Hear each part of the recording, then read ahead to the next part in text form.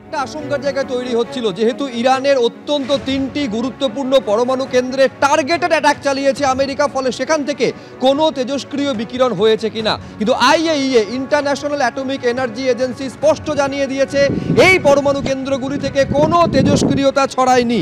জানালো IAEA আন্তর্জাতিক পরমাণু শক্তি সংস্থা, আমেরিকার হামলায় কোনো পরমাণু কেন্দ্র থেকে তেজস্ক্রিয়তা ছড়ায়নি, তবে ইরানে আরও পরীক্ষা নিরীক্ষা চালানো হবে। বিবৃতি দিয়ে জানিয়েছে আন্তর্জাতিক পরমাণু শক্তি সংস্থা। আপনারা জানেন যে ফোর্দো, নাতানজ এবং ইস্পাহান এই 3টি পরমাণু কেন্দ্রে এয়ার স্ট্রাইক চালায় আমেরিকা। এই হামলার তীব্র নিন্দা করেছে ইরানের পরমাণু শক্তি সংস্থা।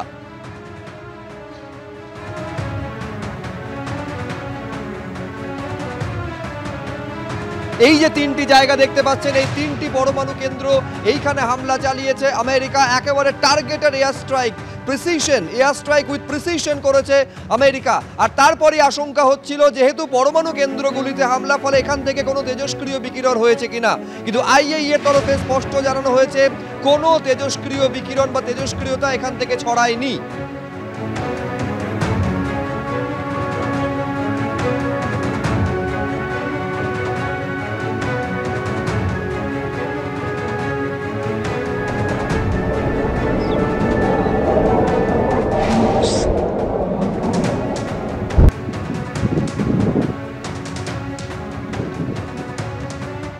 নিঃসন্দেহে পরিস্থিতি প্রতিদিন খারাপের থেকে খারাপতর হচ্ছে। তার কারণ এতদিন পর্যন্ত যেটা ইরান এবং ইসরায়েলের মধ্যে যুদ্ধ ছিল, সরাসরি সেখানে এন্ট্রি নিল আমেরিকা। 3টি জায়গায় কিছুক্ষণ আগে আপনাদের বলছিলাম টার্গেটেড অ্যাটাক চালিয়েছে আমেরিকা। ফোর্দো, ইস্পাহান এবং নাতানজ এই 3টি পরমাণু কেন্দ্রে হামলা চালিয়েছে আমেরিকা। B-2 বোমারু বিমান দিয়ে হামলা চালানো হয়েছে এই ইরানের 3টি পারমাণবিক কেন্দ্র, যার মধ্যে ফোর্দো, সেখানে ফেলা হয়েছে 6টি বাংকার বাস্টার বোমা। হামলা চালানো হয়েছে নাতানজ এবং ইস্পাহানে।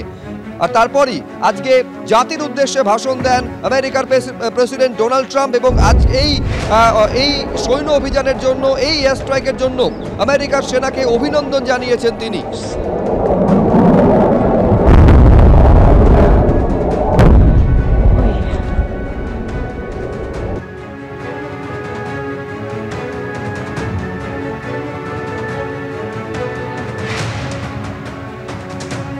ফলে পরিস্থিতি প্রতিদিন আরো খারাপের দিকে এগোচ্ছে। আমার সহকর্মী রাজশ্রী দত্তগুপ্ত এই মুহূর্তে আমার সঙ্গে রয়েছে। রাজশ্রী, তাহলে যেহেতু সরাসরি আমেরিকা এখানে এন্ট্রি নিল, তাহলে স্বাভাবিকভাবে ইরানের একটা পক্ষ তৈরি হবে, অন্যদিকে ইসরায়েলের একটা পক্ষ তৈরি হবে। সরাসরি ইসরায়েলকে সমর্থন জানিয়েছে আমেরিকা।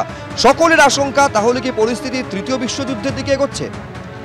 অবশ্যই। আজকে যখন প্রত্যক্ষভাবে সরাসরি প্রকাশ্যে আমেরিকার মতন সুপার পাওয়ার বা ওয়ার্ল্ড পাওয়ার ইসরায়েলের পাশে দাঁড়িয়ে ইরানের ওপরে আক্রমণ করলো, তখন কিন্তু অবিলম্বে এবং অবশ্যম্ভাবী যে ইরানের পাশে রাশিয়া বা চীনের মতন শক্তিধর রাষ্ট্র, যারাও ওয়ার্ল্ড পাওয়ার বা সুপার পাওয়ার হিসাবে পরিচিত, তারাও দাঁড়াবে।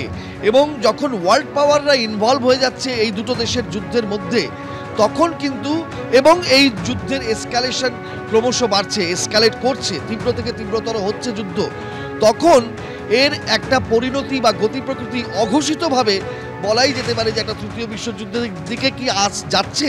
এই প্রশ্নটা সামরিক বিশেষজ্ঞরা, রাজনৈতিক বিশেষজ্ঞরা তারা কিন্তু করছেন এবং এই প্রশ্ন উঠছে, কারণ যারা সুপার পাওয়ার তারা ইনভলভ হয়ে পড়ছে এবং তাদের মধ্যে দুটো পক্ষ তৈরি হচ্ছে। যে কিছু ইরানের সহযোগী দেশ, তার সঙ্গে রাশিয়ার সঙ্গে ইরানের সম্পর্ক খুবই গভীর এবং চীন তাদের সামরিকভাবে হেল্প করে যুদ্ধে না নেমেও যুদ্ধের জন্য সাহায্য করতে পারে। এদিকে আমেরিকা ইসরায়েলের পাশে সরাসরি দাঁড়িয়েছে, সরাসরি প্রত্যাঘাতে চলে গেছে। তো ফলে এখানে একটা কিন্তু আবহটা ক্রমশ অন্যরকম মাত্রা পাচ্ছে এবং সেইখান থেকেই ওই অঘোষিত তৃতীয় বিশ্বযুদ্ধের দিকে কি আমরা এগিয়ে যাচ্ছি। কারণ এর আগে আমরা 2.5 বছর ধরে ইউক্রেন রাশিয়ার যুদ্ধ দেখেছি, তো সেটাও এখনো চলছে, অব্যাহত আছে, দিকি দিকি করে তার আর চলছে। তার মধ্যে আবার আরেকটা এইরকম মধ্যপ্রাচ্যে অশান্তি, এই জায়গাটা কোথাও গিয়ে ভাবাচ্ছে সকলকে। এবং আমেরিকার এই যে প্রকাশ্যে চলে আসে আজকে এই 10ম দিনে, এইটা কিন্তু একটা অন্যরকম সংকেত এবং ইঙ্গিতবাহী, এটা পরিষ্কারভাবে বলা যায়। রাজশ্রী, আপাতত তোমাকে ধন্যবাদ।